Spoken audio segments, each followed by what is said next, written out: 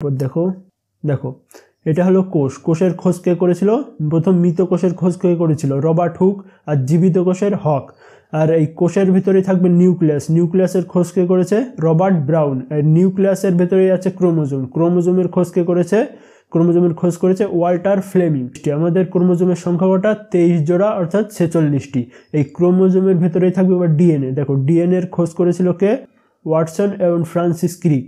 এই ডিএনএ এর ভেতর থাকবে জিন। এই এক একটাকে এটা হলো জিন। জিনের খোঁজ করেছে জোহানসেন। ঠিক আছে। ক্রোমোজোমের খোঁজ করেছে ওয়াল্টার ফ্লেমিং, ডিএনএ এর খোঁজ ওয়াটসন এবং ক্রিক, আর জিনের খোঁজ করেছে জোহানসন। ছেলেদের 44 প্লাস XY মোট 46টি, আর মহিলাদের 44 XS 46টি ক্রোমোজোম থাকে।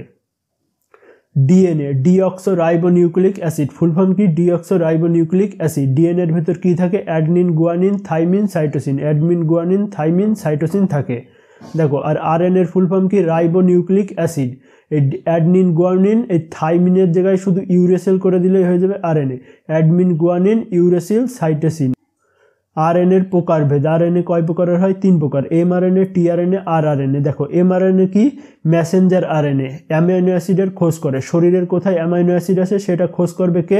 এমআরএনএ। আর টিআরএনএ এর কাজ কি? ট্রান্সফার করা। দেখো এমআরএনএ বললো যে শরীরের এই জায়গায় অ্যামাইনো অ্যাসিড আছে, আর টিআরএনএ কি করবে? সেখান থেকে নিয়ে আসবে, অর্থাৎ পরিবহন করলো। টিআরএনএ এর কাজ ট্রান্সফার করা। আর আরএনএ এর কাজ কি? সেই অ্যামাইনো অ্যাসিডটা দিয়ে প্রোটিন তৈরি করা। ডিএনএ থেকে আরএনএ তৈরির প্রক্রিয়াকে ট্রান্সক্রিপশন, আরএনএ থেকে ডিএনএ তৈরির প্রক্রিয়াকে রিভার্স ট্রান্সক্রিপশন। ঠিক আছে। ডিএনএ থেকে আরএনএ ট্রান্সক্রিপশন, আর শুধু রিভার্স ট্রান্সক্রিপশন কি হয়ে যাবে? যে আরএনএ থেকে ডিএনএ বানাও। আর আরএনএ থেকে প্রোটিন তৈরিকে কি বলা হয়? আরএনএ থেকে প্রোটিন তৈরিকে ট্রান্সলেশন বলা হয়। আরএনএ থেকে প্রোটিন ট্রান্সলেশন। আর ডিএনএ থেকে ডিএনএ রেপ্লিকেশন। ডিএনএ থেকে ডিএনএ রেপ্লিকেশন বলা হয়।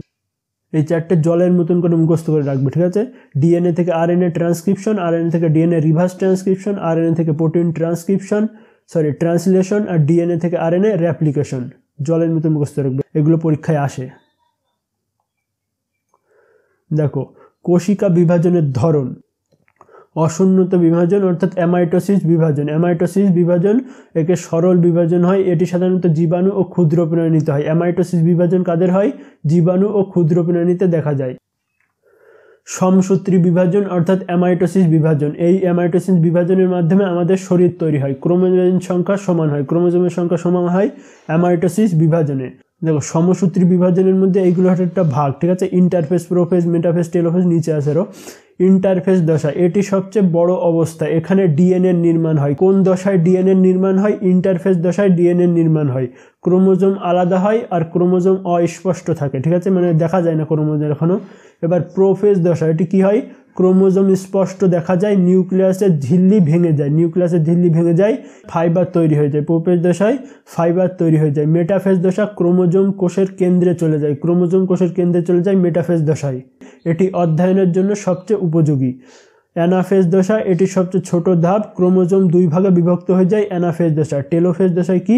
কোষ বিভাজনের প্রক্রিয়া সম্পন্ন হয়। টেলোফেজ দশায় কোষ বিভাজনের প্রক্রিয়া সম্পন্ন হয়। তারপরে দেখো, এবার দেখো অর্ধসূত্রী। এই যে কোষ বিভাজনের 3টি ভাগ, অ্যামাইটোসিস, মায়োটোসিস আর এই যে হলো মিওসিস, অর্ধসূত্রী। ঠিক আছে। দেখো মিওসিস বিভাজন কোথায় হয়? আমাদের জনন কোষে হয়। যেমন স্পার্ম আর ডিম্বাণুতে হয়। ক্রোমোজোমের সংখ্যা অর্ধেক হয়ে যায়। দেখো আমাদের মেল থেকে 44টা থাকে অটোজোম, আর অলসোজোম থাকে 2টো, মোট 46টি। আর মেয়েদের অটোজোম থেকে 44টি, অলসোজোম থেকে 2টি। ছেলেদের মধ্যে XY থাকে 2টো অলসোজোম, আর মেয়েদের মধ্যে XX। দেখো এই অর্ধসূত্রী বিভাজন অর্ধেক অর্ধেক হয়ে যাবে। 44টি থেকে 22টি আসবে অটোজোম ছেলেদের থেকে, আর মেয়েদের থেকে অটোজোম আসবে 22টি। আর অলসোজোম এখান থেকে আসবে একটা, আর অলসোজোম মেয়েদের থেকে একটা। যদি এই দিক থেকে ছেলেদের থেকে Y আসে আর মেয়েদের থেকে X আসে, তাহলে তো ছেলে হবে। আর যদি ছেলেদের থেকে X আর মেয়েদের থেকে X আসে, তাহলে XX হয়ে মেয়ে হয়ে যায়। ঠিক আছে। টোটাল 46টি ক্রোমোজোম। ক্রোমোজোমের গঠন ও সংখ্যা। মানুষের দেহে 46টি ক্রোমোজোম অর্থাৎ 23 জোড়া ক্রোমোজোম। স্ত্রী ও পুরুষের ক্ষেত্রে 22 জোড়া অটোজোম ও 1 জোড়া সেক্স ক্রোমোজোম থাকে, অর্থাৎ 2টো সেক্স ক্রোমোজোম থাকে। এটা WBB SI পরীক্ষায় এসেছিল। কজোড়া সেক্স ক্রোমোজোম থাকে? কটি সেক্স ক্রোমোজোম থাকে? 2টি সেক্স ক্রোমোজোম থাকে। পুরুষের XY, নারীতে XX। দেখো সিন্ড্রোম। ক্রোমোজোম কমে গেলে বা বেড়ে গেলে তাকে সিনড্রোম বলা হয়। সিনড্রোম কি? ক্রোমোজোম যদি কারো ক্রোমোজোম 46 থেকে 45 হয়, 47 হয়, এই বেড়ে যাওয়া কমে যাওয়াকে কি বলা হয়? সিনড্রোম। টার্নার সিনড্রোম, টার্নার সিনড্রোমে কি হয়? এটিতে ক্রোমোজোমের সংখ্যা 45 হয়ে যায়। এটি কেবল মেয়েদের হয়, মেয়েদের শরীর চিকন হয়ে যায়, যাদেরকে বাজ বলা হয়। ঠিক আছে, দেখো এই টর্নেডো সিনড্রোম পড়ে যে কোনো মেয়ে যাচ্ছে চিকন মেয়ে, তাকেই বললে এই তো টর্নেডো সিনড্রোম হয়েছে, টর্নেডো সিনড্রোম হয়েছে, এরকম বলে খেপিও না, এমনিও পুষ্টির কারণেও হয়।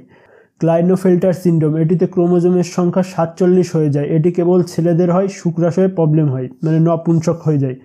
ডাউন সিনড্রোম, এটিতে কি হয়? ক্রোমোজোমের সংখ্যা 47 হয়ে যায়। ডাউন সিনড্রোম এটি ছেলে মেয়ে দুজনেই হতে পারে, ঠোঁট মোটা হয়ে যায় আর মাথা পাগল, মানে পাগল হয়ে যায়। Down syndrome. Patau syndrome, Patau সিনড্রোমে কি হয়?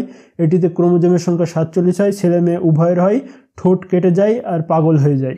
ঠিক আছে, থ্যাংকস ফর ওয়াচিং। ভিডিওটা ভালো লাগলে একটা লাইক করো, কোনো ডাউট থাকলে কমেন্ট করো এবং চ্যানেল নতুন হয়ে থাকলে সাবস্ক্রাইব করো।